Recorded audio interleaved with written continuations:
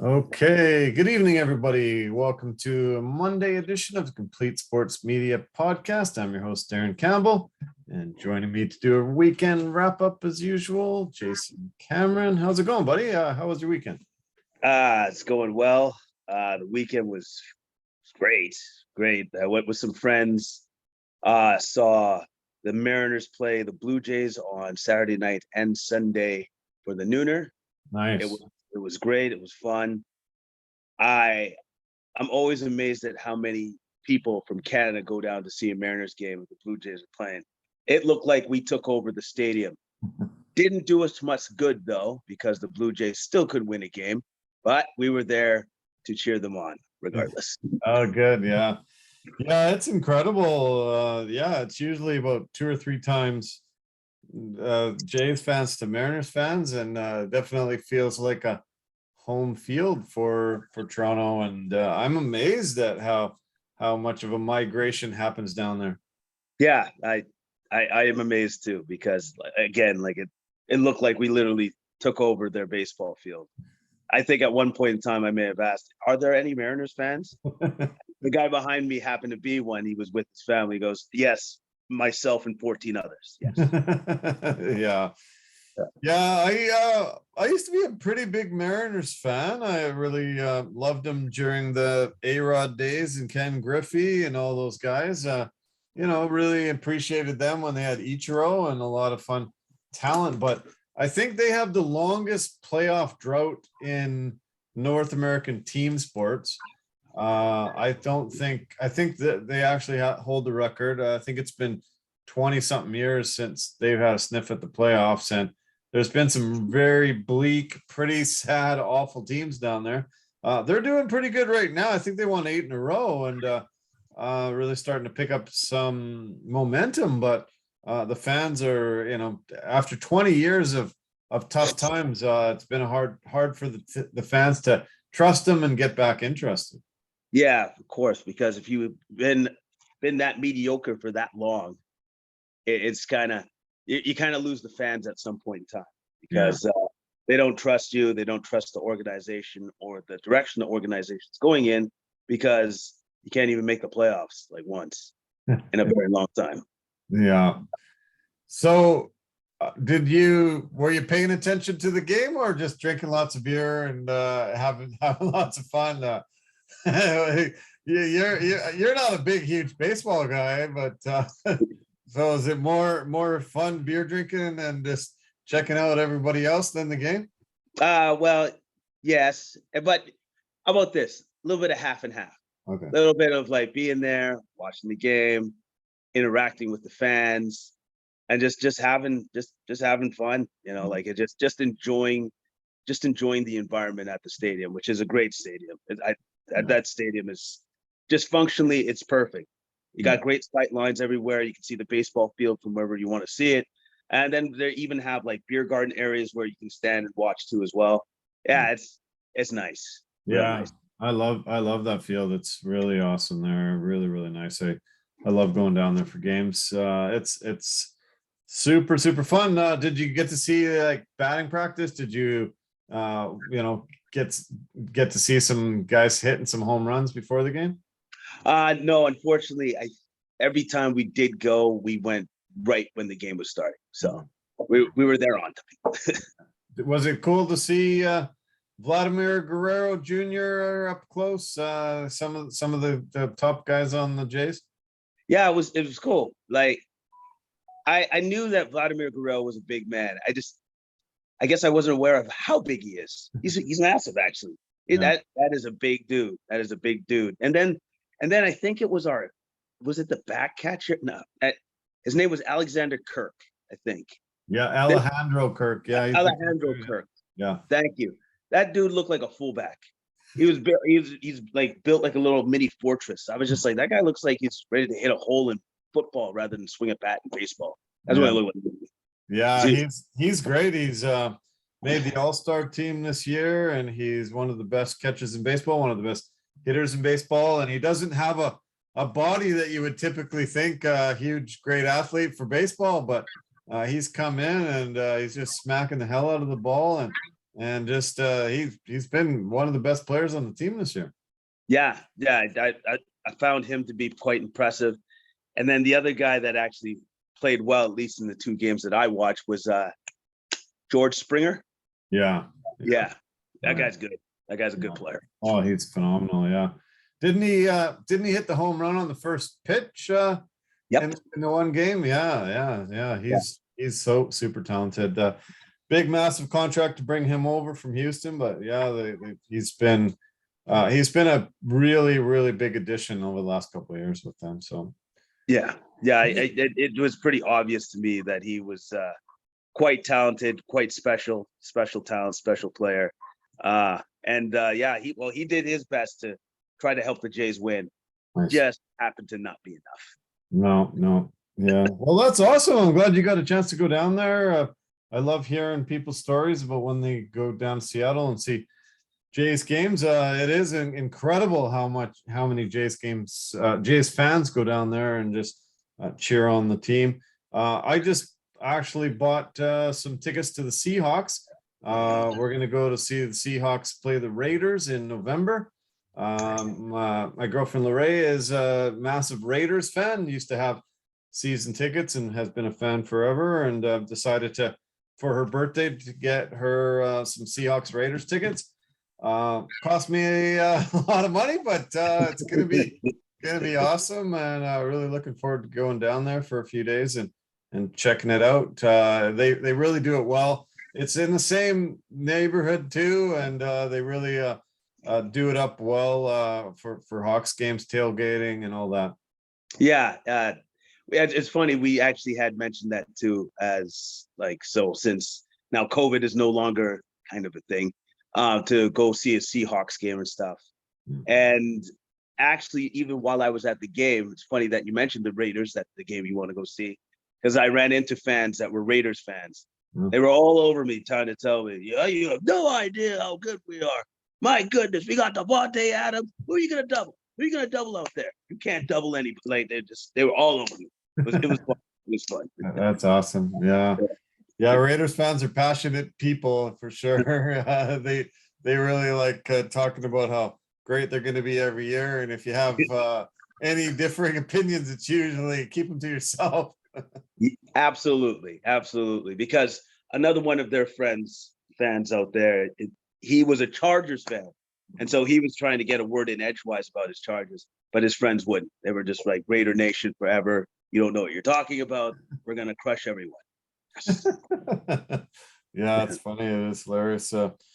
Yeah, there's a little bit of NFL talk to do in this podcast, but for the most part, we're going to talk about a lot of UFC and some basketball. There's been a lot of developments in the first 10 days of free agency in the NBA, and the summer league's going on. Have you been able to catch any of the summer league games? Seeing any of the action? I've just caught a couple highlights just about on some of their the few, like the first round drafts picks that were picked. Right, nice. So I saw some highlights on Chet Holmgren. Oh man, okay. So then I saw some highlights of Jaden Ivey. Ooh, yeah. Wow, awesome. That dude is impressive. Okay, that's all I got to say. I was not expecting that from that guy. Yeah, that his athleticism is out of this world. Yeah, pretty wild. Yeah, there's been a lot of really awesome developments. I'm loving seeing Scottie Pippen Jr., Shaq's kid, Sharif O'Neal. There's been a lot of Canadians. There's actually 17 Canadians playing in the summer league for various teams. So pretty awesome to be able to see them. It's been fun. I've definitely watched a lot bits and pieces of a lot of the games, and nice to have the whole entire league really showcasing the talent. And I think that a lot of these guys are going to be able to find NBA contracts, G League deals, because the top end of these contracts are so high. You're going to need some low-ended contracts to come in and balance it out and fit under the salary cap. So I think a lot of these guys are able to showcase themselves. They got a real legitimate shot to make an NBA roster. Oh, absolutely. And also too, I believe the NBA roster still have an expanded roster because of COVID, Yeah. and they still need their numbers to match. So if anything, this is probably one of the best times for guys to try to make it into the league, because they're just taking on more guys just in case anyways, right? Every team needs to do that. Yeah, totally. Lots of amazing sports over the weekend. I mentioned the UFC, the NBA. I think one of the biggest highlights of the weekend was Novak Djokovic ended up winning the Wimbledon and got his 21st Grand Slam title, fourth in a row at Wimbledon. The guy is just absolutely phenomenal. And he faced first-time Grand Slam finalist Nick Kyrgios, the bad boy of tennis. Do you know much about him? He's a crazy Australian who yells and screams at everybody in the crowd, flips off the umpire, the referee. He gets in fights with the people in the stands. He's pretty wild, and not a lot of people thought he would be able to reach a Grand Slam final because of all the antics, but he made it there and won the first set. Had beat Joker 2 times previous, and Djokovic had never won a set off of him. So it was pretty entertaining. He didn't tone it down. He was still his belligerent self on Sunday there, but it was a 3-hour match, and Djokovic ended up pulling out the win. Well, hey, Djokovic is that good. It's funny that you mentioned that, because when I was hearing about the setup for the game, right? Yeah. There was one analyst in particular that gave what was that guy's name? Chris? Nick Kyrgios. Kyrgios. Yeah. He didn't give him a shot at winning. Right. He said that dude has no shot at winning. And I was like, oh, well, he's in the final, so I'd say he had a little bit of a shot. But Djokovic showed his quality again, winning again. And for Kyrgios, though, it sounds like we got another John McEnroe on our hands. Yeah. Except maybe a little bit crazier. Yeah, and not as talented. Obviously, McEnroe won a ton in his career, and so Kyrgios has a lot to go there. But it was crazy. Almost every time he lost a point, he would scream at the people in his private box.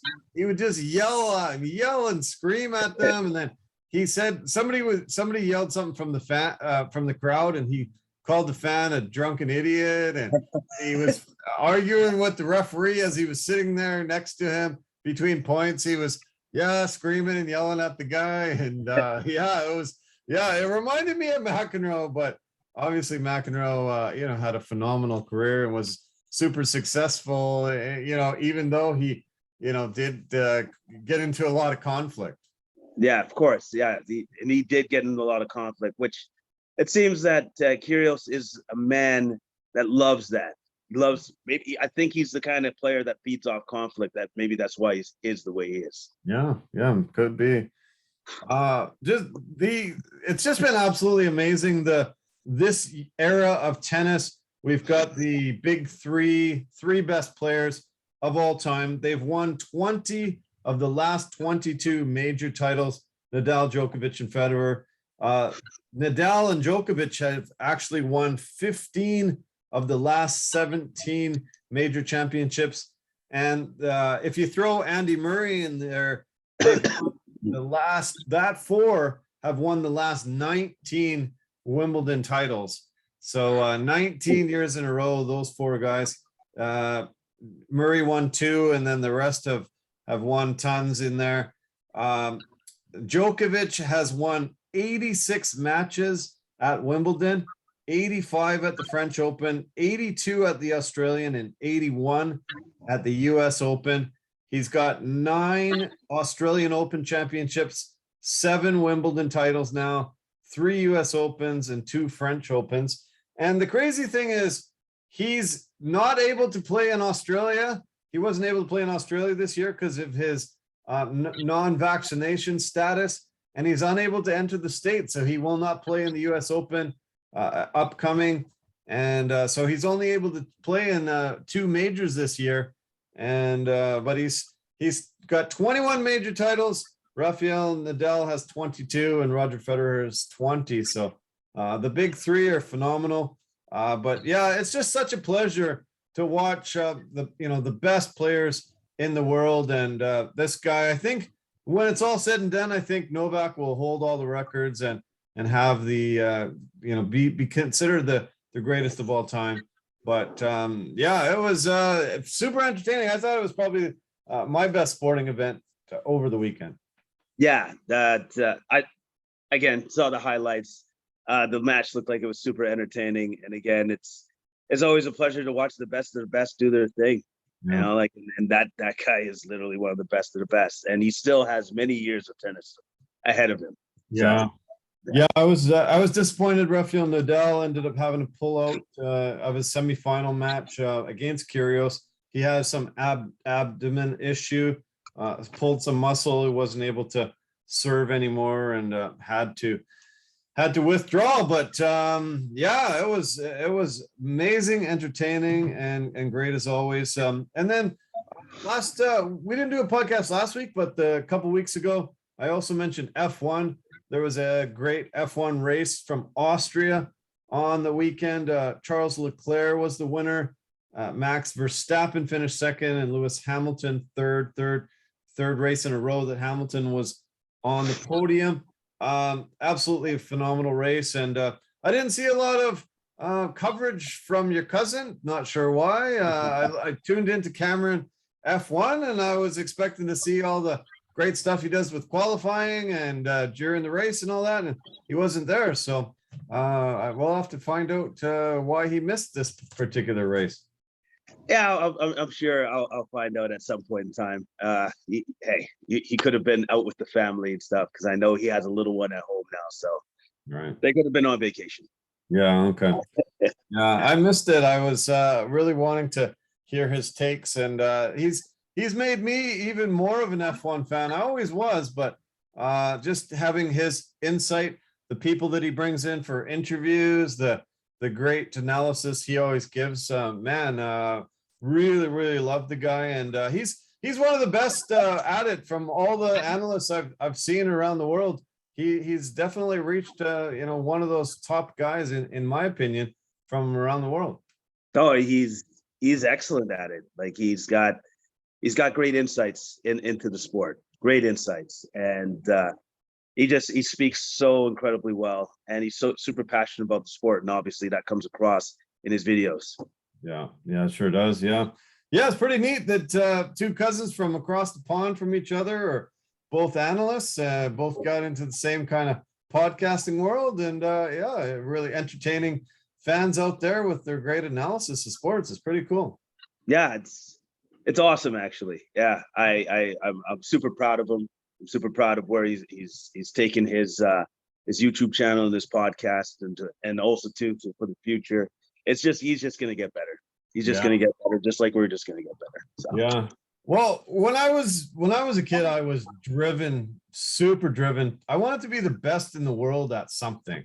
And I opened up the Guinness Book of World Records, and I kept looking and thinking I could beat that record, and I would try and I would fail. And I get another record and try and fail. And I tried being the best at competitive eating. I tried many things. I was pretty good at many things, but I never was the best. But I guess we have a platform here where theoretically we could become the best at this. Yeah, as long as we just keep putting in the work and putting in the time, I think, there's just no limit to what we can potentially accomplish. None. I'm actually the best swamper in the world right now. I don't think anybody can dispute that. So I should get some kind of title for that, some kind of belt or something. Oh, so you want a belt? Okay, so that's where we're really at. So would you like to do this? Would you like to do the Aaron Rodgers every time? It's like, I'm wearing the belt. I'm the best. I'm the best. The GOAT. Yeah, the GOAT. I'd like to be called the GOAT. Is there anything that you've attempted and tried to become the GOAT at, the number one in the world? It might have been, I might have tried swimming when I was younger at some point. I found out, no, I can't do that. I'm not going to be the best at swimming at all. Because for certain people, they have a very easy time of like, treading water and stuff. No, I'm treading water to literally live. I'm not, if I stop, I'm going to sink, and I'm going to die because I'm going to drown. So, Yeah. yeah. I don't actually think, for some reason, I don't think many black people can swim very well. I don't know what it is. I don't know what it is, but I think that's a thing. Might be a thing. How about this? I'll say this for sure. Definitely a thing for me. I ain't a good swimmer. I'm not good. I do not trust the water. I like ground underneath my feet, and that's the way it will always be. Yeah.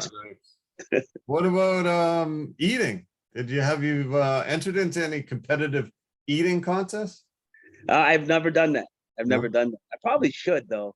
Yeah. I got a pretty healthy appetite, so I've heard. You're a big eater, yeah. You love food, and there there was obviously we didn't do the podcast last week.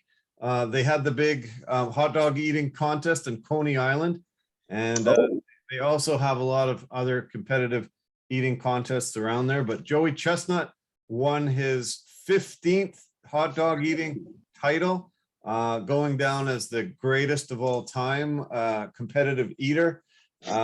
This year he was a little bit I don't know, he wasn't pushing it much. He only ate 63 hot dogs in 10 minutes.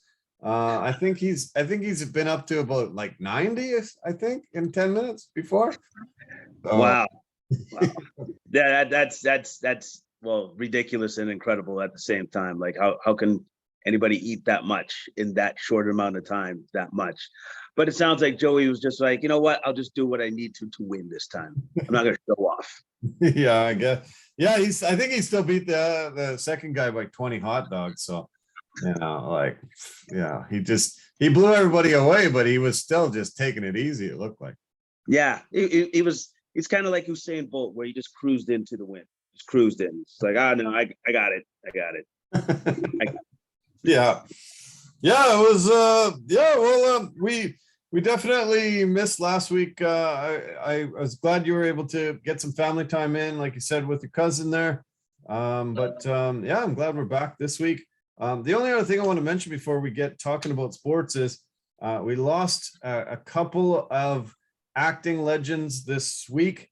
Two guys that were synonymous with gangster roles, mafia type guys. James Caan, we lost him, 82 years old. He was Sonny Corleone in The Godfather.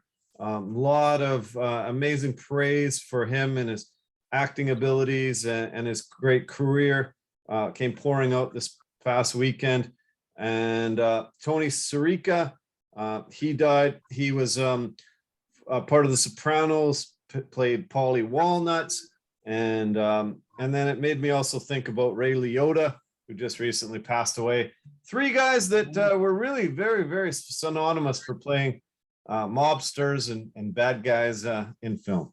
Yeah, and they were very, very good at it. And actually, I didn't know that Ray Liotta passed. Honestly, I did not know that, because I love that guy. Yeah, he's by far and away from myself when it comes to those Italian mafia movies. He was one of my favorites. Nice. All the time. The time. Yeah, and Goodfellas, and when he played Henry Hill, oh man, that was a legendary role that I don't think anybody will ever forget if they've been able to witness it. Oh yeah, no, he was absolutely stellar in that role. Like, it was like the role was made for him to play. Yeah, and only 67 years old, seems young to me. The other guys, Tony Sirica was 79, and James Caan was 82. Great lives they led, but yeah, sad to see a bunch of really legendary actors making their final curtain call this past week. Yeah, it's sad. It's disappointing that we were going to lose such great actors already, but may they rest in peace. And every fan across the globe is just incredibly appreciative of what they were able to give for us to experience and see on the big screen. Yeah, you're right. Yeah, well said. Okay, well, should we do some UFC recap? Talk about UFC Vegas 58. We had a great main event, a lightweight battle between number 7 former champion RDA Rafael Dos Anjos against number 10 and up and coming prospect. Yeah, really talented guy, and Rafael Fiziev. Great battle. It actually looked like RDA might pull this out. He won that fourth round for sure. I think he was up on the cards probably going into that fifth round, and made one little mistake and got knocked out. I think it was an early stoppage, but he definitely just wasn't safe enough in that fifth round. Yeah, he got caught with that huge left hand that sat him down. And then Fiziev, I think, maybe followed up with 1 or 2 strikes on the ground, and it was called. It was over in the fifth. The thing I was very impressed at is clearly that Fiziev maintains his power throughout the entirety of that fight. Yeah. So that was impressive to me. The other thing that was super impressive to me about Fiziev, his takedown defense is second to none. RDA is a specialist in that department. And he got, for myself, I think they said it was 2, but for me, there was only actually 1. That was the definitive takedown. That's it. Yeah. That's all he got from that guy. I thought that was impressive. You're right. Yeah, RDA being a BJJ expert and usually takes down guys multiple times, holds them down in a 4-round fight to only get 1 takedown. It was incredible. But yeah, the power on Fiziev, look out, the top of the division. Yeah, any of these guys should be a little worried to fight him because he didn't lose any power as that fight wore on. And that was the first time he had been past 3 rounds. Yeah, and it looked like he'd been doing 5 rounds for this whole time. He did not tire out really. And again, like I said, he was able to fight off those takedown attempts by RDA the whole fight. And that was what was really impressive to me, which, obviously I think that helped set up that left hook that he finally threw in that 5th round. Because when they came at each other, and I'm like, okay, this is going to be a fun round. I just didn't think it was going to be over that quick. I was still shocked even when I saw it. Yeah, me too. Yeah, definitely. It was a shocking finish, and I wasn't expecting it. RDA went into that fight with the second most fight time in the octagon in the history of the sport. Frankie Edgar leads with a little more, almost 8 hours. And RDA had been in there just under 8 hours. So veteran, had been through so many wars, and as I said, was champion before. So they haven't released the rankings yet as far as I've seen, but as I said, RDA was number 7, Fiziev was number 10. They might do the flip-flop in the rankings and be up there. He called out Justin Gaethje, who's currently number 3 in the rankings. No champion, as you remember. Charles Oliveira got stripped of the title for missing weight. He's number 1, Poirier number 2, Gaethje 3. Then we got Makhachev 4, Chandler 5, and Beneil Dariush number 6. I don't know. Do you think they give him a number 3 when you move up to number 7? You think we'll see something materialize between those 2 guys? Yeah. I think they try to go for somebody in the top. Yeah, 3 to 5. I think that's what his next goal will be. I think that's who they're going to give him. They're going to give him somebody in the top 5 for sure. That is by far and away. That's somebody in there. That's his next fight, and I'm looking forward to whoever that is because that's just a killer's row, as we've already said. It's a murderer's row.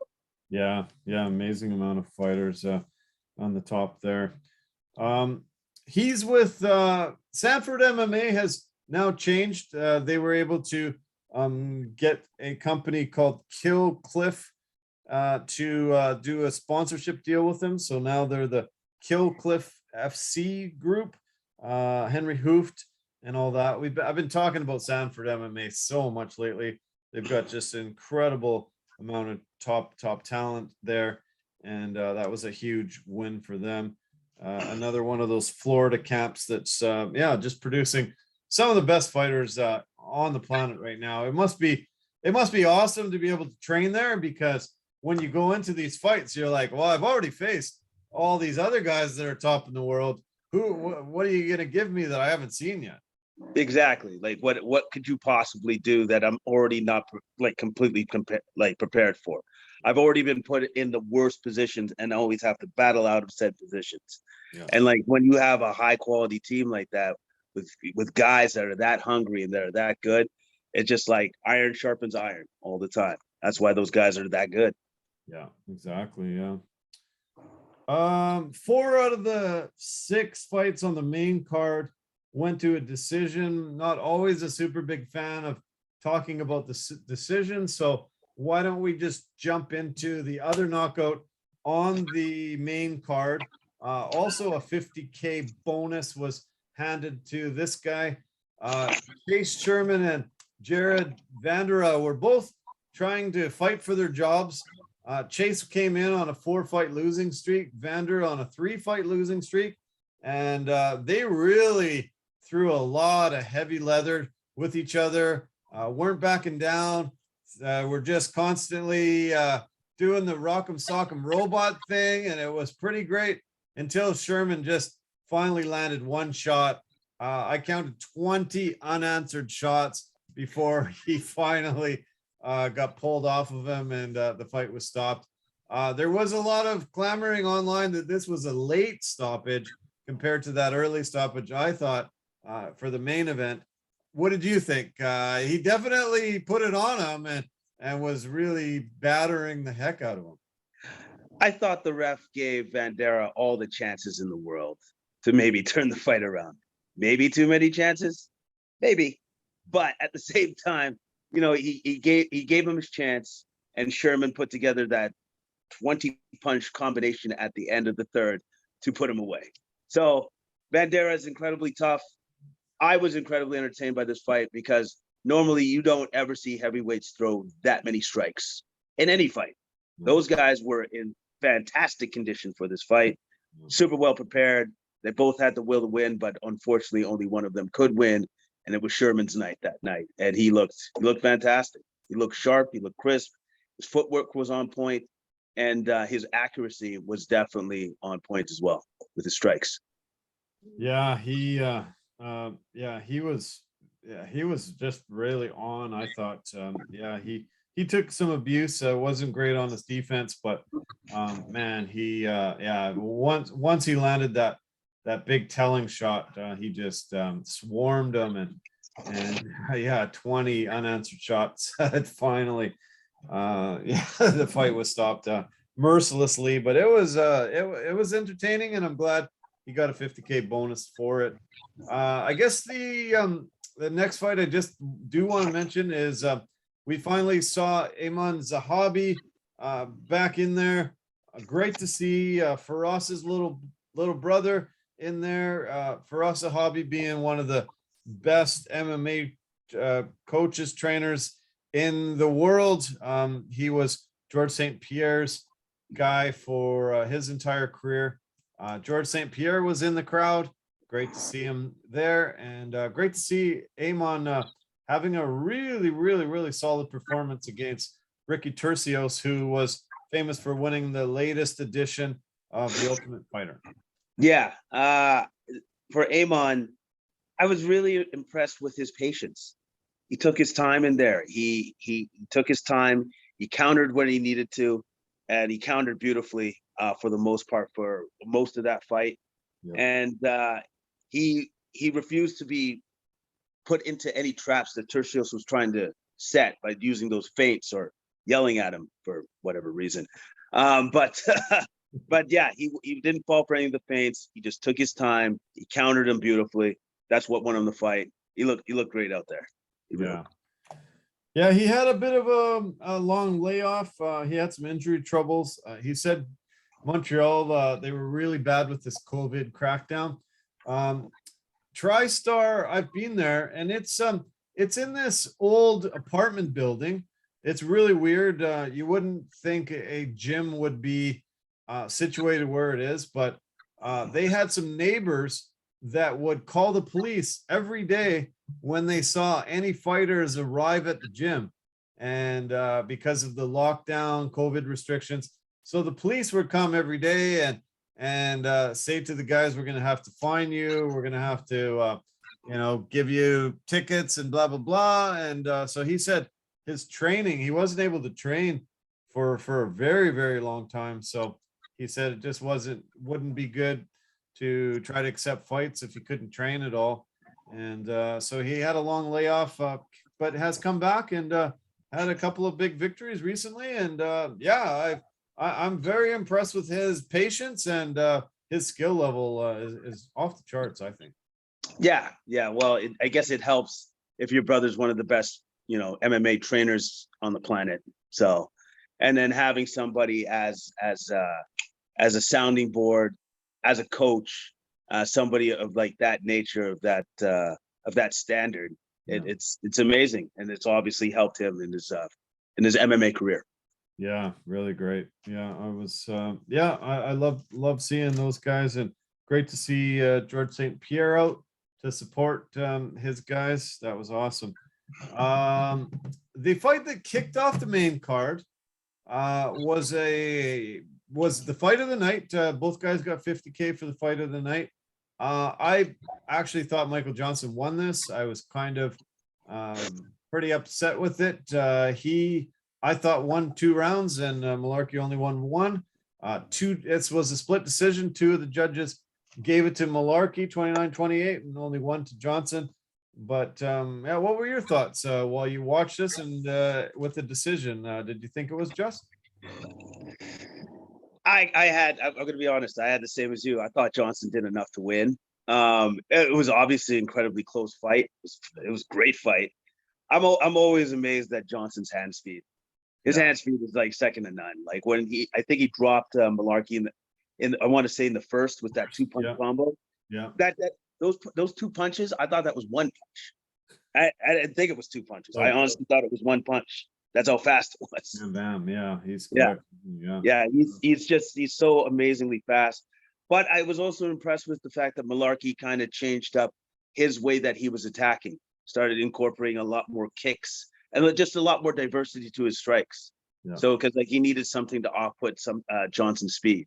So I was impressed by that. But at the end of the day, I still thought Johnson won that fight. I really did. Yeah. I thought he won it then.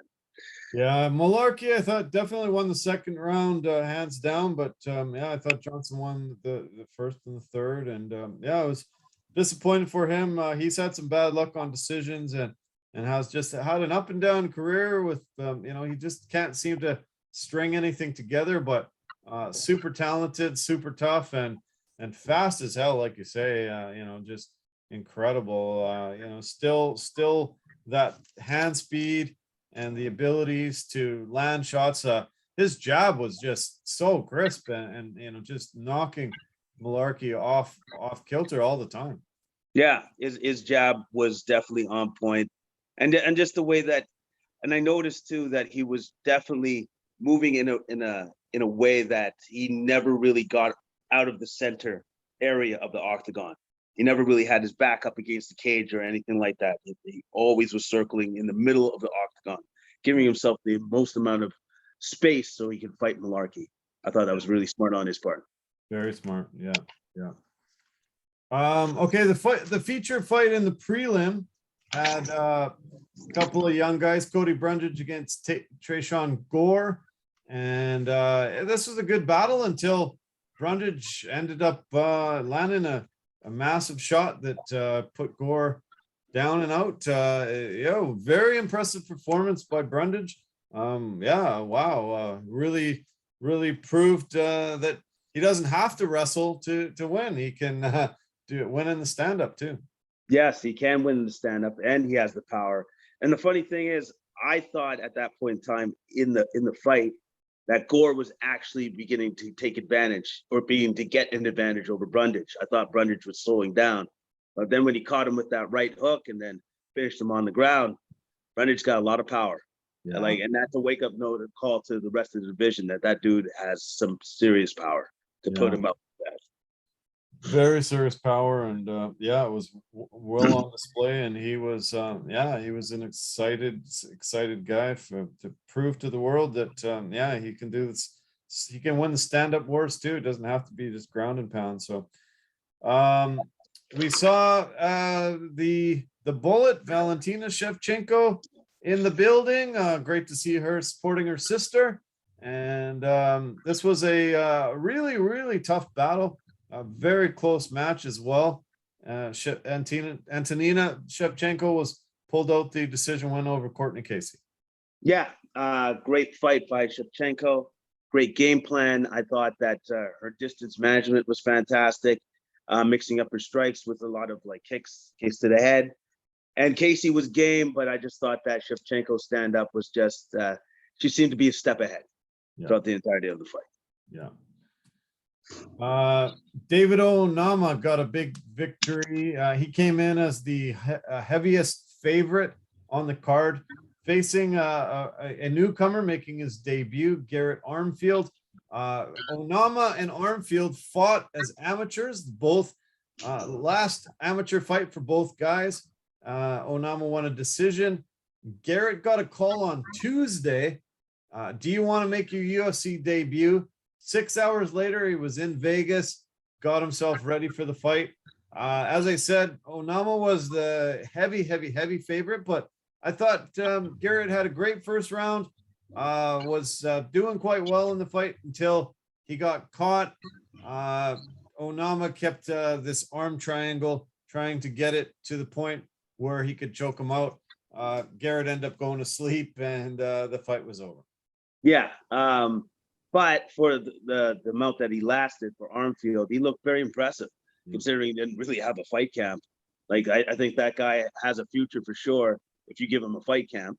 And Onama definitely had the strength advantage in the grappling exchanges, and that's what necessitated him getting the head and arm choke in the second round and managing to finally cinch it in and finish the fight.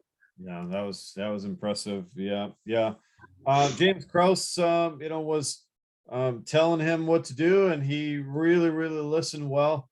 I found that Krause, was trying to do that with some of his, with Carl Robertson the match before, and Robertson did not listen, and he ended up getting beat really bad by Kennedy Njoku, and Robertson is now on a 4-fight losing streak. And when you're not listening to James Krause, one of the best trainers, coaches in the world, you're in trouble. He told him, do not put your back up against the cage. And that's exactly what happened. Kennedy got the takedown and was able to ground and pound him into submission at the end. Yeah. And also too, like Kennedy was basically wearing out the gas tank of Robertson, chipping away at it from the first round and the second round, out wrestling him too, which I was a little bit surprised at. Yeah. I thought that would be a little bit more even, but Kennedy showed that he was a heck of a lot more adept at that than I thought he was. And then in the third, managed to put it on him, ground and pound finish. I was very impressed. It was an impressive win because Robertson is a very, very good fighter, even with the fight losing streak. Yeah, no, yeah, he Kennedy looked amazing, and was really super impressed with his performance. And do you want to mention anything about the fight that kicked off the card? Yeah, I'm going to be honest. That's one fight I did not see. I missed that fight. So yeah, it came on late. They basically there was a game going on for my coverage as well. We just saw the end. He got two judges went 30-27, one judge 30-26. He got an amazing performance. I don't even know how to say his name. Oh man. Sadyukub Kukmanov. I don't know. Anyway, shoot. Sorry, buddy. Great performance. You got a big victory. I heard that it was a dominating fight, but we didn't see it. So it was a pretty good card. you know, we were treated to such great cards last month. You know, we're trying. They're trying to live up to it. Not quite right now, but we'll see. There's 5 fight cards in July, which is a rare month. 5 of them. This coming week, we've got one coming up, and it's early start. It's on Long Island, New York, at the new UBS Center. Amazing new facility they got there. 8 a.m. Pacific time, the prelims start. 11 a.m. Pacific for the main card. If you're back east, obviously 11 and 2, but here we got to wake up early to see it if you want to see it live. We've got an amazing battle between Brian Ortega and Yair Rodriguez. I've heard that Rodriguez has been told that if he wins, he gets a title shot. Not sure if Ortega does, because he has lost the last fight to the champ. But yeah, I'm excited. I think this is going to be one of the best fights of the year. Yeah, because both these guys bring it. They don't take steps back. They just take steps forward. And styles make fights, and these guys' styles couldn't be more different, more dynamic. Like, it's going to be a great fight. I'm actually super excited to see it, because I can't pick a winner here.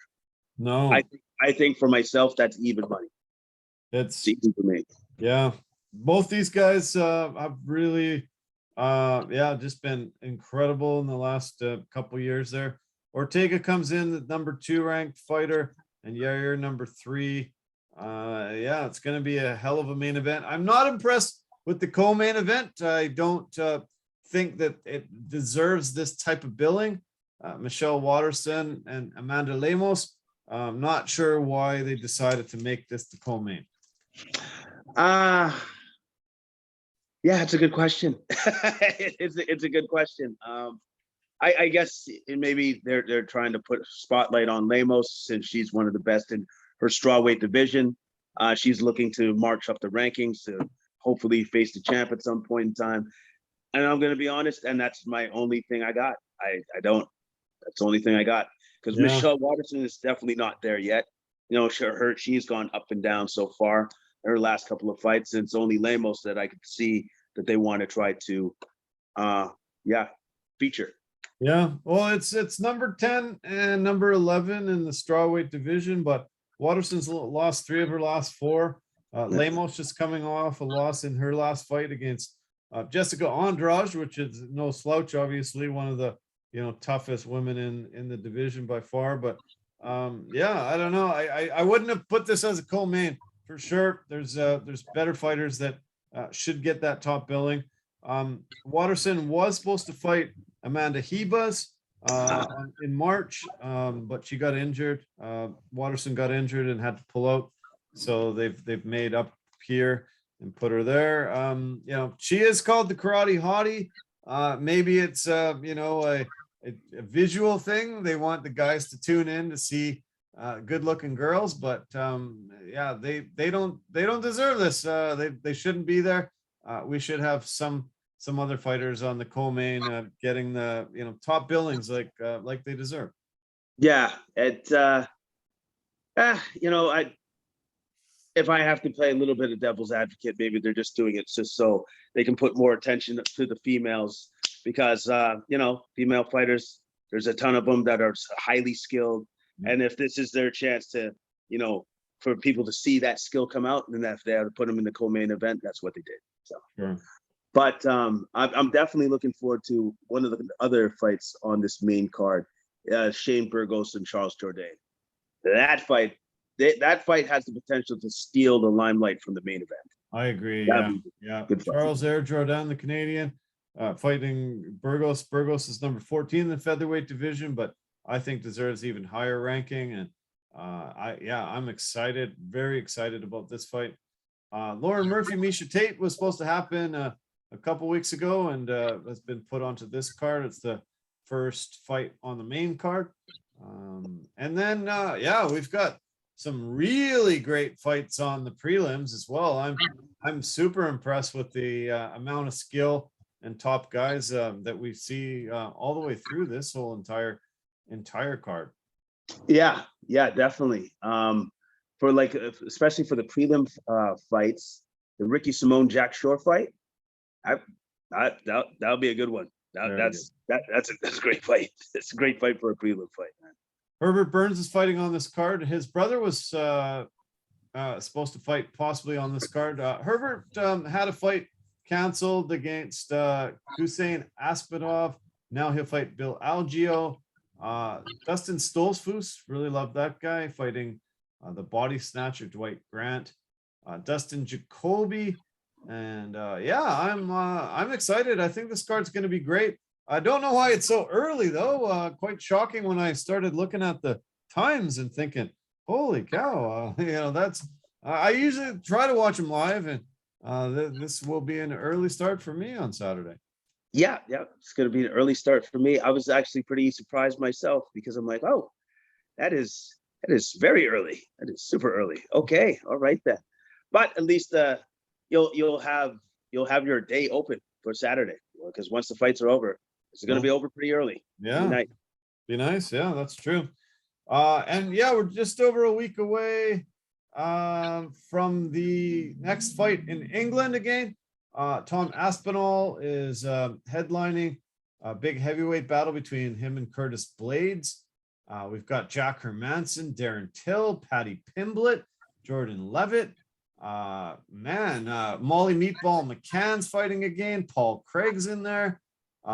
This is shaping up to be an absolutely phenomenal card. The last card in England was one of the best cards ever assembled. So much excitement and so much fun. And they really stacked a ton of great talent on this card. This fight card is a beautiful thing to see. It's a beautiful thing to see. I got no problem with the co-main event, that's for sure. Jack Hermanson and Darren Till. That's a great fight. Yeah. That's a fantastic fight. That's an awesome fight. Curtis Blades and Tom Aspinall. I can see that Blades would try to use his wrestling to his advantage against Aspinall, but is it going to work? Don't know. Might not. Aspinall's his defense when it comes to his grappling is really, really good. Yeah. So this is a very great fight. Like, it's a great card up and down. Like, even we haven't seen that dude for a while. Gustafsson. Gustafsson, fighting Nikita Krylov in light heavyweight battle. It'd be awesome. And Paul Craig might take Volkan Ozdemir's arm with him to the bar after the fight, and we might get to see some three-fisted drinking. I think Ozdemir has to know this going into a fight with that guy, Paul Craig. Do not go to the ground with that man. Whatever you do, it doesn't matter if you have top position or not, get up. Fight him on your feet. Don't go to the ground with that guy. Yeah, that's true. Yeah, he's been insane lately, and so tough. Amazing submissions, and look out. I feel sorry for I think I would turn down the fight if they called me right now and said make your USA debut next Saturday. I think I would actually turn it down. I know what I would say. I would ask Sean Shelby, who else do you have? Because I'm not taking that guy. No, not today. I'm not taking that guy. I'll take somebody else. Thank you. Exactly. Yeah, I'd be the same. I'd be the same. I heard some great news today. There's rumors about Yuri Prochazka after he beat Glover Teixeira that maybe Jan Blachowicz would get the next shot. Maybe they would do it in Europe, somewhere in Eastern Europe. But Yuri Prochazka has said he wants Glover Teixeira to rematch. Teixeira was 30 seconds away from keeping that belt, and he ended up losing to Yuri.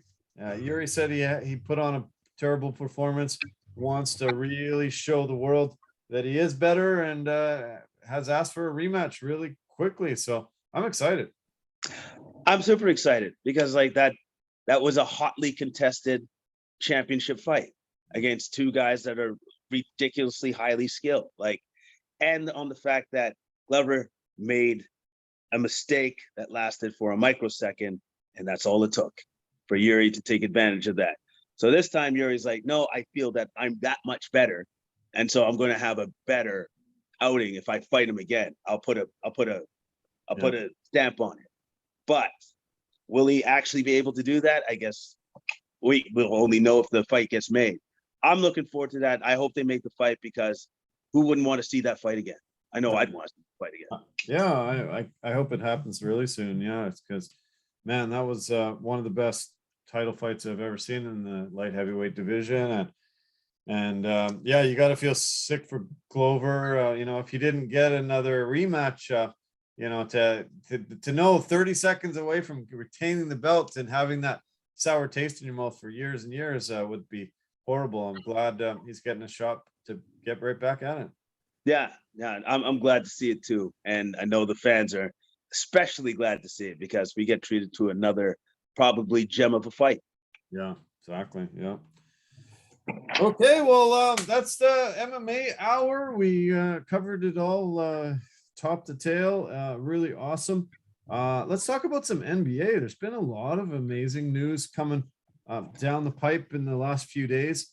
I guess the biggest shocking news that came out today is that DeAndre Ayton is just on the verge of becoming an Indiana Pacer. They have cleared some cap room by getting rid of Malcolm Brogdon, and now they will take on DeAndre Ayton. He will leave Phoenix. They did not want to give him that supermax contract that he was asking for, and he will go leave the Suns after being drafted number 2 overall, being one of the key components that got him to the final a couple years in a row, and he will be leaving the Valley of the Sun, I hear. Yeah, well, it sounded to me like things were getting contentious at the end there, anyways, between the team and Ayton or Ayton's camp. Yeah. So probably him moving on to somewhere else is probably for him be the best idea going forward.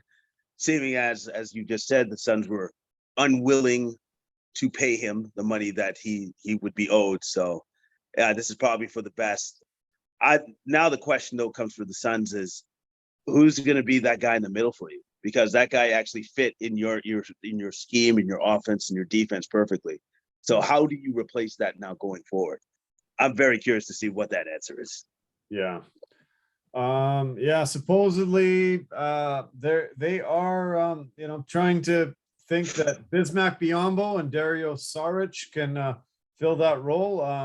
It's going to be tough, but I do have some stats here that I didn't know until today. Actually, they played 568 total minutes with Ayton, Paul, and Booker on the floor.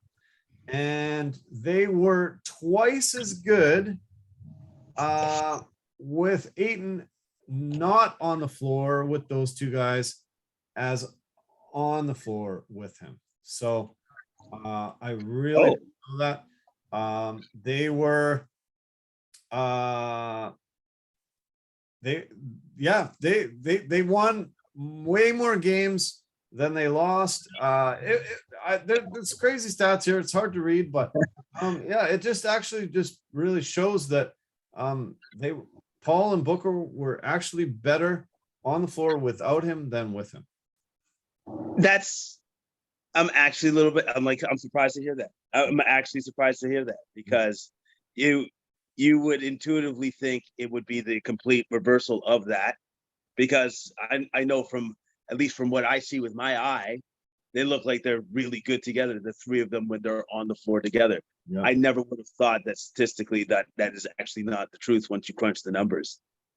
Wow. I guess maybe then, I guess their analytics guys or their department for the Phoenix Suns were like, well, we couldn't pay him, but this is what we've delved into when we delved into the numbers. This is what they were plus 17 points per 100 possessions, and when they were all three were on the floor together, they were only plus 8. They were 46-12 in games that Ayton played, and 18-6 in games that he didn't. So Yes, really surprising. But the other thing that I really have been trying to tell a lot of my followers and subscribers is that uh, realize that they want to open up some room for Kevin Durant. Kevin Durant really wants to go to Phoenix. He has asked to be traded there. They might, have freed up a lot of money and the possibility that KD could join the Suns down there. There's been talk that he has to be traded on June the 30th, and there's been a lot of talk on where is it going to go, what's going to happen with Kyrie, what's going to happen with him. But this was one of his top destinations to try to be traded to. Interesting, because you'd have to think for the Nets for it to be worth their while, because what I remember hearing was that they wanted Booker in the deal to go over. And then the Suns were like, well, no Booker. No. And that was a sticking point right away, because, well, if you're going to get somebody of KD's nature, whatever that trade looks like would probably be something reminiscent to whatever the Timberwolves had to get for Rudy Gobert, where it's a ton of everything. Like that's our team. Yeah. There you go. Yeah. So much of everything. Yeah. You pretty much decimated your team. Why would you want to do that? Exactly. Right. At some point in time, you have to think to yourself, it's like, okay, well, then that's not worth it. You asked for way too much. Like, Kevin Durant is good, but at the same time, if you're going to tell me that Kevin Durant can probably win a title by himself, well, he's had that opportunity. It didn't happen. So no, he can't. No, that's true. Yeah. I mentioned Malcolm Brogdon going out of Indiana. It was quite the surprise there. He is now a Boston Celtic. Celtics have really solidified their guard position with Defensive Player of the Year, Marcus Smart. Derek White came over from the Spurs this offseason. He's a great defensive player as well as can score. And now they've got Brogdon, who's one of the best defensive guys, a 6'5" guard that played great in Milwaukee. Also, really crucial piece in Indiana. He was their top scorer last year, and he goes over 5 guys in a first-round pick for Brogdon. But Boston, I think they got much better. Oh yeah, I think that's one of the best trades pickups for any team so far in this offseason. I think he'll complement that team perfectly. I think he fits in perfect with the team. Now Marcus Smart can actually share ball handling duties with Malcolm Brogdon too as well, so he's not under as much pressure. And I love that pick. I think that their team is going to be that much better going forward. Only thing that I do worry about is the health of Malcolm Brogdon. He is apt to get injured, so hopefully he can stay healthy. Yeah, that's true. Yeah. So listen to what the Pacers received. They get Andrew Naismith, Daniel Tice, Nick Stauskas, Malik Fitz, Juwan Morgan, and a 2023 first-round pick. Man, that's a lot for one guy. Pretty incredible. Here's some of the things about Brogdon, though. As I said, he led Indiana in scoring last year. Also had 5 rebounds, 6 assists. 19 points a game last year. He is one of 4 active players in the NBA to have recorded 5,000 or more points, 1,500 or more assists, and 500 or more 3-pointers in fewer than 350 games. So dynamic scorer. He spent the first 3 years of his career in Milwaukee, won the Rookie of the Year there, and was very instrumental in very crucial there. But he did have some injury troubles. He became the 8th player in NBA history in Milwaukee to get a 50-40-90 season, 50% from the field, 40% from 3-pointers, and 90% from the free throw line. So obviously a very talented shooter and very great scorer. Yeah, talented shooter, great scorer, able to spread the floor, always going to be a threat at the 3-point line, which is definitely something that the Celtics needed. They needed somebody to help spread the floor, and as a knockdown shooter, Malcolm Brogdon is all those things. They came within 2 games of winning the NBA title this year. I think this really puts them as one of the top contenders in the NBA. It was a really smart acquisition. Oh yeah, it was just a beautiful acquisition because it just, like I said before, it complements their team so well. Like, it was perfect. He's a perfect fit for that team and what he's going to bring for that team. Yeah, And yeah, and he's a great guy off the court. He won a citizenship award in 2019-2020. He has a foundation that's huge on education, gender and health equality, and he gives a lot of support for criminal justice and voting reform. I think it was probably the biggest deal that we've seen in the off season here.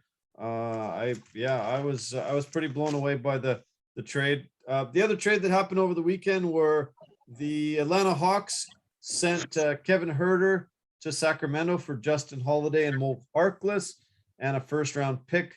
Herter is a great shooter and key contributor to that Atlanta team over the last 4 years. But when they traded and picked up DeJounte Murray, he became a little bit redundant. They didn't want to have him as coming in as a backup, so his days were numbered. This reunites Holiday with his brother Aaron, who just signed a 1-year deal yesterday. So those guys are back together. But the Hawks are moving a lot of pieces around themselves. Yeah, the Hawks are trying to find a better formula, a better recipe for what they want to try to accomplish. I think DeJounte Murray is going to help them a great deal for that, because the one thing that Trae Young is weak at is his defense, and one of DeJounte Murray's unbelievable strengths is his defense. Mm-hmm. So that will help offset that. Yeah. And I've liked the pieces that they've moved, and I've liked what they've done for the team. So hopefully they can have more success, obviously, this season. I think it's gonna work for them. I mentioned Boston making that trade. They also signed Danilo Gallinari today, 2 years, $13.3 million. He was acquired in that DeJounte Murray deal by the Spurs. The Spurs waived him. He cleared waivers, and now Boston signed him. Great shooter, and he'll be a big compliment for them as well. Yeah, and again, another guy that can spread the floor too, can hit the open shot, and he's incredibly smart, and an underrated passer too as well. Gallinari is a good fit for the team. Yeah. Off the top, I mentioned the summer league, watching it and enjoying it a ton. The team that I follow and really cheer for is the Golden State Warriors. And I've focused in on some of their young guys. We had obviously James Wiseman missing over a year with an injury. You weren't sure how he was going to come back. His first game, he looked great. He played very, very good defensively, very efficient, and only 20 minutes on the court. He got 11 points. 5 of 7 from the floor, contributed to a big win there. In the first 69 seconds, he had a huge dunk, a block shot, and made a 3-pointer, and stepped back off the court and said, "Yeah, is that what you need from me?" And it was a pretty impressive performance from him. Oh, that's fantastic for Golden State Warriors fans, because you haven't seen him play for a long time. So you don't know exactly where he's at. And if this is where his development is at right now, and he's looking this good already in the G League, in the Summer League, that's just great news for the organization, period. Yeah, huge. 456 games since he's played. He was the number 2 overall pick and has been sidelined since April 2021.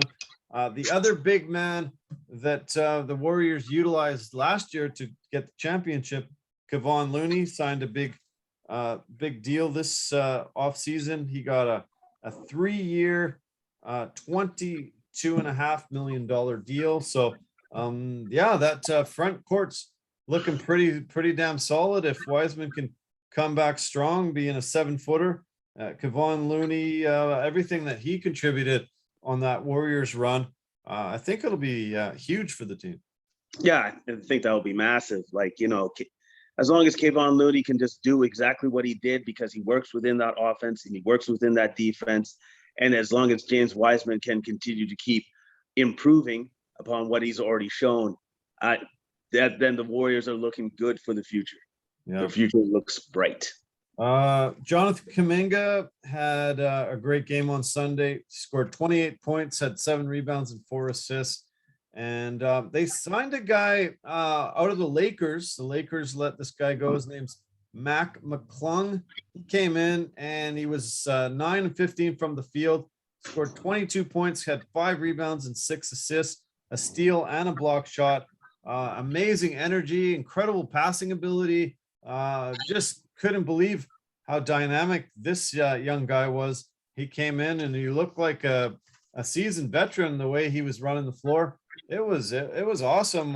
Yeah, they look very stacked with their young guys coming in, and you know they've got all those veterans that brought a 4th championship to the Warriors. I think the future just looks super bright, and that's not usually the case when you have a dynasty. You just keep losing guys. You're not getting high draft picks. But yeah, I was blown away. Really great, amazing amount of young talent that they have. Yeah, and it just keeps coming to them, because like their scouting department, they're guys that are always watching like the players in the league, is incredible. And I did watch highlights of Matt McClung, and he was definitely on fire. He looked fantastic. He looked like a savvy veteran. He was making great plays with the ball. Yeah, he looked really, really, really good. And he's got some bounce to his step, so to speak. He's more athletic than I thought he was. He's incredibly athletic. Very, yeah, very, very much so. Yeah. 2 other notes. Nikola Jokic, 2-time MVP, signed the largest contract in NBA history, big extension that will keep him as a Denver Nugget until 2028 at the earliest. 5 years, $260 million. Pretty sweet deal for him. Well, you know what? He's the 2-time NBA MVP. Yeah, he's earned it. And he's like literally the best big man passing center we've ever seen, or probably ever will see in our lifetime. He's that good. And the Nuggets picked up Bruce Brown, which was a huge pickup. They obviously are going to get Jamal Murray back this year, Michael Porter Jr., which will be huge for them. But I saw some stats here. Jokic used more than 3 times as many ball screens as any other center last year, and Bruce Brown was the top guard in the NBA who set more ball screens, and he was by far and away the top guy. So every single time a ball screen was set by the Nuggets, Jokic scored over a point every single time that they did it. And it was the highest mark among all players in the NBA by far. Really smart compliment for both guys coming in here. Yeah, that's actually a very intelligent pickup by the organization to get Bruce Brown, so that those guys can play pick and roll off each other and just kill a team by death by 1,000 cuts. It's like, you're going to have to make a choice. It's probably going to be the wrong one, because Jokic is so good at manipulating the defense off of a pick and roll like that. He's a master at it, second to none. Yeah. You mentioned DeJounte Murray. He is so good in the defensive role. The Hawks ranked 28th in opponent turnovers last year. DeJounte Murray came in as the leader in the NBA at turnovers, or at steals and things to come in. they're going to have to both play a little bit less. They both ranked as the top two guards in the NBA as playing the most minutes in the NBA and possessions, being able to be the guy bring up the ball. The only other players who ranked in even close to them were Russell Westbrook and LeBron James, and they were way down the thing. So it might take a little while for them to know who's going to handle the ball, who's going to be taking the shots. Hopefully they can coexist. We've seen guys that, it looked like a kind of a tough fit. Hopefully the Hawks can figure out these two guys coming together. Yeah, it's going to take some time. There's obviously going to have to be an adjustment period between these two stellar guards, but given time, and as long as they're both willing to work with each other, it's going to work. They'll figure it out. They're smart enough to do that. Did you hear about the Lillard contract? No, actually I didn't. He signed a 2-year extension. He's already has 2 years left on his original deal, but he signed a 2-year deal for $122 million. Not bad. Oh, okay. That's for a little bit of a chunk of change. Not bad. So he's going to give the Blazers at least 2 more years. Giving them Didn't go for a max extension. So that's interesting. Yeah, well, it seemed like they got rid of CJ McCollum last year. They got rid of a ton of guys out of that team. They gave Nurkic an extension, and now now Damian stepped up and asked for extension as well, and $122 million for 2 years. Yeah, that's got to be the most I've ever seen for a 2-year deal. I think so. He's going to make $61 million a year. And that's the one thing that I've actually been kind of, we look at it as it's like kind of like, well, that's a given, but the amount of money that's been given out this off season has been unbelievable. Yeah, like with the amount of people that are signing max extensions, like just how many $200 million deals or something close to is just unbelievable. It's amazing. It's great. For yourself to be an NBA player at this point in time. Yeah. Because there's a lot of money to be had, clearly. Yeah. What'd you think of the Rudy Gobert deal to Minnesota? Pretty amazing deal. If it works, it will be amazing. I don't know if it will, because in this day and age of the NBA, we usually don't see two bigs like that playing together on the court at the same time, or for extended points of time on the court, and especially not in the playoffs. But they're betting on this. They're betting on that to work with Karl Anthony Towns and Rudy Gobert playing together. I'm curious to see how it all shakes out. Like maybe Rudy Gobert is able to cover them defensively, and then Karl Anthony Towns is able to cover everything else offensively, right? So, yeah, I'm curious to see how it works, because it's a huge bet on their part. Big bet. Sure is, yeah. What do you think about John Wall going to the LA Clippers? I think that's it's a no-brainer for the Clippers to take him on, because they didn't have to take on his salary. Houston had to pay him out for that. And as John Wall even said, so I would be the third best guy when you have to play against Kawhi and Paul George. Well, that guy is going to get eaten up by me. Whoever that person is. And he's got a point. Like, it's just like, well, you already got to deal with those two dudes, and you got that guy over there. It's the Clippers are going to be a problem this year. I think if those guys come back healthy and they're ready to go, that's a scary team. That's a scary team, man. Pretty amazing. Yeah, very scary. Yeah, it's going to be awesome to see. Yeah, especially if they can get healthy. Kawhi can be back. Yeah. I guess they've decided unanimously against the governors that they will have the play-in tournament going forward. They will not be voting on it every year. They're going to have the 7 through 10 teams in both the East and the West do the play-in. It has been quite successful so far, and had a lot more teams in the mix interested in trying to make the playoffs. And they've decided, as long as the NBA Players Association approves it, this will go ahead and be a thing maybe forever and ever. I think it's good. I think it's a good thing. I think it adds a little bit more heft to the end of the season and see where people are going to end up.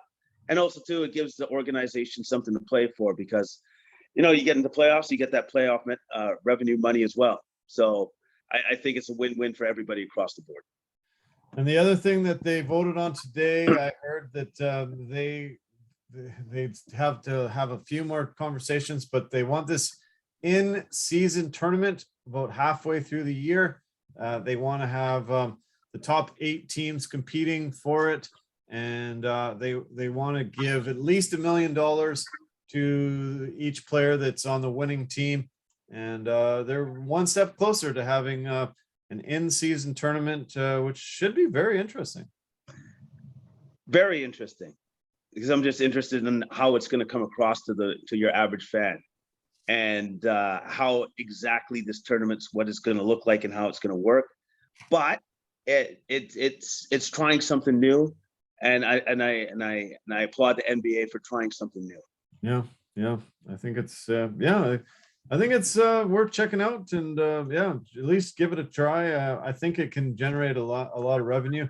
I'm not sure how it's gonna play out, and if lots of fans will be super interested in it, but I think they'll be able to sell it to a major network and get a lot of revenue for it. And we're talking about these massive contracts that are handed out to all these players this offseason. They need to generate revenue from other sources, and this just might be the thing. Yeah, that might be the thing right there. You're absolutely right. That might be it. And like you said, it will garner attention. So for fans or just your casual fans, they'll be like, "Oh, what's this all about?" And they'll tune in, and then hopefully we get more NBA basketball fans from this. Yeah, hopefully. Okay, let's just finish it off with a couple of NFL notes. We mentioned the Seahawks earlier. Heard that they are really trying to bring in Jimmy Garoppolo. They're trying to make a trade and trying to bring him over. Right now, they have Drew Lock and Geno Smith as their quarterbacks that could be under center when the season starts. Trey Lance has taken over the #1 job in San Fran, and Jimmy G's out there. They might have a hard time trading within the same division like that, but if there's no takers for Jimmy G elsewhere, maybe he even goes on waivers, but it looks like the Seahawks are very interested in trying to bring him in to be their quarterback. That's a smart play for the Seahawks because he's, in my opinion, better than the quarterbacks they have right now. So that if they manage to get them, they manage to make a deal done in some sort of way. I think that'd be best for the Hawks. I know that, you usually don't want to trade within your division, but anyways, let's be honest. Are the Hawks going to be like a threat to you? 49ers? No. So I don't see a problem. The 49ers really need to clear up some salary cap space. Deebo Samuel needs a new deal. If he stays, he has asked for a trade out of there. And they need to extend Nick Bosa, their big pass rusher there. And they only have supposedly $5 million left in cap space. So not enough to get those top 2 guys in the fold. So I think this is probably going to happen. We'll keep you posted. The other thing that's on the docket supposedly this week is Deshaun Watson's decision on possible suspension is supposed to happen this week. The Browns got rid of Baker Mayfield this past week. It'll be pretty devastating for them if he gets a long suspension. They're talking possibly 1 to 2 year suspension for the things that have gone on in Deshaun Watson's life outside football. Well, something had to happen. Yeah, you have to send a message to not just like your fans, but also to the players as well. There's certain behaviors that are just completely unacceptable. That being one of them. Yeah. So as far as I'm concerned, whatever the league decides to hand down, or however harsh it is, it's absolutely what he deserves. Yeah. So. Good point. A couple of really interesting notes this week. We can get Sunday ticket. I have Shaw. Some of my friends have Telus locally here in Vancouver, BC. Sunday ticket will not be available on those platforms anymore. Sunday ticket, where you can watch all the games from all the markets around, will only be available on a streaming service, and they are putting it out to the top bidder, and whoever steps up with the most money, I guess, is going to be the one that supplies you with that Sunday ticket.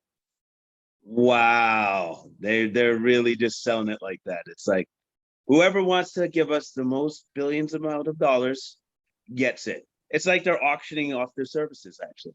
Yeah, Now, the question is, who's going to be the one with the biggest bank? yeah. I'm super curious to see who that is, because like that could be somebody new. It could be like Amazon Prime. Yeah. Basically, the Bezos saying, "How many billions? Ah, not a big deal." I'm Here's so a glad. bunch. I'm so glad you mentioned Amazon, because Amazon has secured the rights for Thursday Night Football. They will be streaming on Amazon only. We will not be able to see it on regular cable. You'll only be able to get it on Amazon Prime. And they signed Al Michaels to a 5-year, $75 million deal to be the play-by-play guy, and Kirk Herbstreit will be his color man. And I would definitely bet on that Sunday ticket being on Amazon as well. Yeah, yeah, because they're already setting it up already, and like so, and that's what happens when you got a lot of money. you can buy everything. I'm it's funny because now the NFL is just going to have a different approach, because now when you're used to watching games on a certain channel, it's not going to be there anymore. No. It's not going to be there. So then people's viewing habits will have to change. But if Amazon Prime actually gets all of football, their viewership is going to skyrocket. Yeah. It's going to take off. It's going to pay for itself. Amazing. Yeah. Yeah. I know that a lot of people are cutting their cable. A lot of young people don't watch TV really anymore. They just do streaming services, and the NFL's needing to try to go in that direction. Most of the football fans are people in their 40s to their 90s, and they're gonna want to try to get that younger audience in there, and this is a big first step for that. Yeah, it's a huge first step, but it's the right step, because if anything, the NFL is very adept at evolving. And so they're going to evolve with the change. They're going to evolve with the times. And if the new media is demanding for them to change how their media is being consumed, then they're going to do that. Yeah. They're definitely going to do that. Yeah. Yeah, awesome, man. Well, yeah, I guess I'll be watching lots of Amazon this season when the season starts up. I bought a few football magazines to keep up on all the goings on. It's just crazy how much news there always is in the NFL in the off season, and all the changes. So many guys changing teams this off season that are big.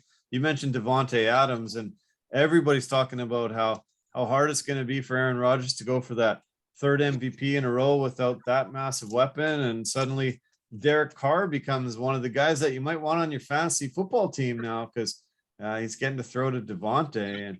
And yeah, maybe the Raiders are, going to be a huge force to be reckoned with. Well, if those fans from like over the weekend were telling me anything, yeah, they're the only thing to be worried about, the only one. But I would have to say there's a couple other teams too that I would think that would be in the possibility of discussion, because I'm looking again at the Chargers. Yeah. And if they can take another step, like I think, because like Herbert is, I think he's going to be one of the best quarterbacks this year. Yeah. Period. Yeah, I'm glad you said that, because yeah, if I was in that discussion, I would have overpowered the Raiders fans with why I think the Chargers are the team to watch out for. You and I, we're able to break down week after week, and it was like, hey, we can see those Chargers. They're coming. Look out. It might not be this year, it might not be next year, but look out, they're coming. And this is the year, I think, look out. I think they're going to be one of the top teams in football.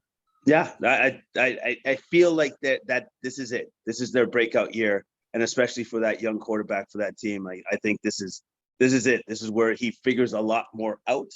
He has the weapons to do that. He's got the defense to back him up. I think this might be the Chargers' year this year. Yeah, you're right. Yeah.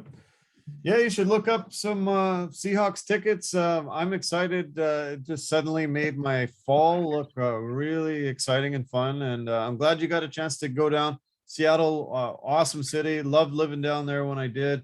And yeah, I miss being able to go to games super regularly. And I'm glad. Thanks for waving that Canadian flag and going and supporting the Jays and getting down there. And also contributing to the economy via all the beer that you must have drank while you were down there. Good job. Yeah, well, I tried to eat as much and have my fun too as well. Have some drinks. It was a tremendous amount of time. Like, it was so much fun. Good. And like I said, like there's just the services and the field, T-Mobile Arena, just awesome. Just an awesome field. Yeah. Well, I'm sure you're tired now. You probably didn't get much sleep over the weekend. So thanks so much for doing this and being able to contribute. A great insight as always. And yeah, let's work on being the best at this. It's attainable. I think we can be the best at doing this. And yeah, why not? No, of course, why not? Hey, we're doing it right now. All we got to do is just keep improving. And the more times we do this, the more we keep getting better. Yeah. And I couldn't be happier doing this with you, pal. Awesome. Thanks, buddy. Appreciate it as always. Have a great week ahead, man. I look forward to keeping in touch, and hopefully we can see each other soon. All right. You betcha, man. You enjoy the rest of your week as well. Okay. Take care, man. Bye for now. Okay. Well, we've reached another end to another great weekend wrap-up podcast. Complete Sports Media is a lot of fun and lots of great contributors. And Jason is the guy that's pretty much every single week he's stepping up and giving them great insight and lots of entertaining takes on the world of sports and other things as well. Glad he got a chance to go down to Seattle. That's a blast. I recommend it to anybody that even isn't a football fan. Just go down there and support the Jays and the Mariners. And yeah, it's only a 2-hour drive from here, so easily doable. And yeah, I'm sure looking forward to going seeing the Raiders Seahawks game. Hopefully the Seahawks can figure it out this year and get to a little better under center there. I don't think very many people are excited about the prospect of Drew Lock and Geno Smith being the number one guys there. Yeah, past history hasn't fared well for them being that guy. So we'll see. Yeah, it could be a down year, could be a couple of years of transition, but losing Russell Wilson was a big blow. Yeah, but that team that won the Super Bowl a few years back and went to a second one that should have won, that team is no longer. Maybe Pete Carroll's there. It's about the only guy that's left. But yeah, we'll see. I'm looking forward to the NFL season, and as we said, it's going to be interesting seeing these streaming services now. Yeah, to watch your football, it'll be wild.